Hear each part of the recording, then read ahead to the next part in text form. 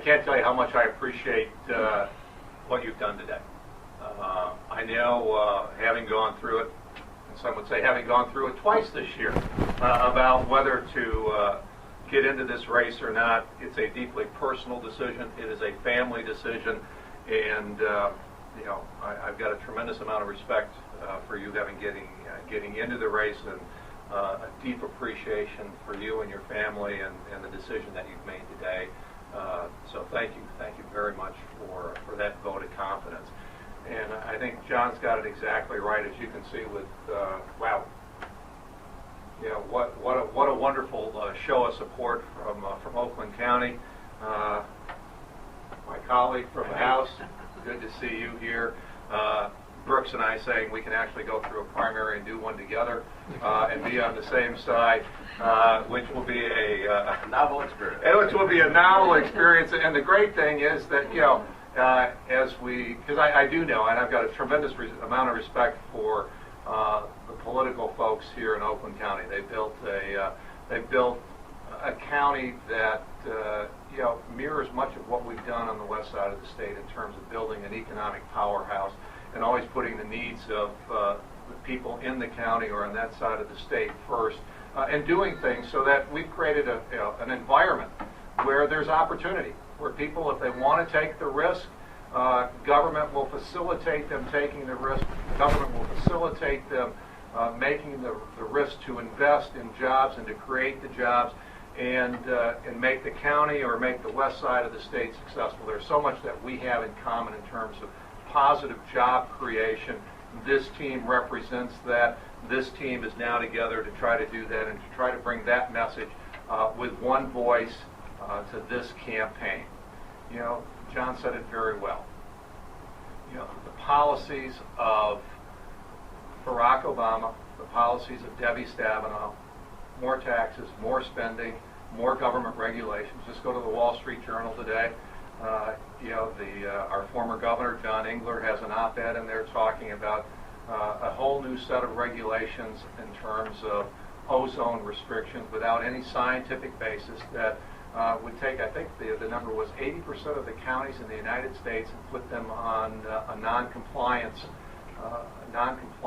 list, which means a whole new set of rules and regulations for existing businesses if they want to expand, or a whole new set of rules and regulations for that individual or that organization that wants to start a new business and create new jobs, and creates a barrier.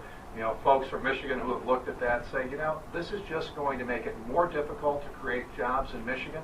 It's going to make it more difficult for businesses to make the decision not only to create jobs in Michigan, but it's going to put tremendous pressure on these organizations and the leaders of these organizations who have a fiduciary responsibility to their shareholders to take a look at alternatives as to where they are going to create these jobs, including going overseas.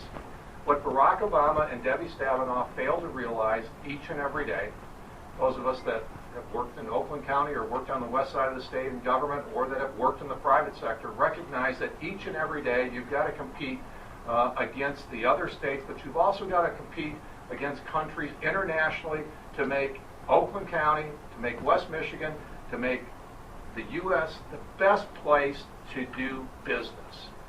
That is the message that Barack Obama and Debbie Stabenow have forgotten.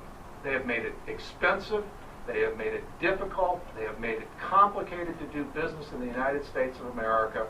We have models of success that we can build off of, which is get government out of the way, and we will be amazed what the people in Michigan and what the people in this country can do when they are given a level playing field to compete against the other states and to compete against foreign competition. We can compete as long as we give our workers and our businesses the opportunity to do that.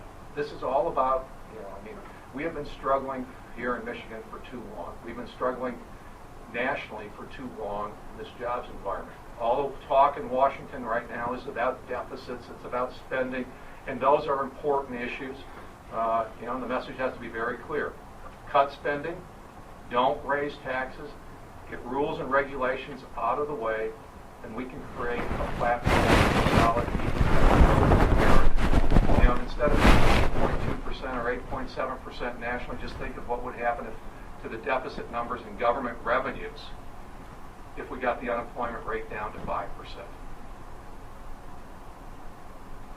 Get people back to work, get them off of federal support and state support, put them back to work, and get them paying taxes.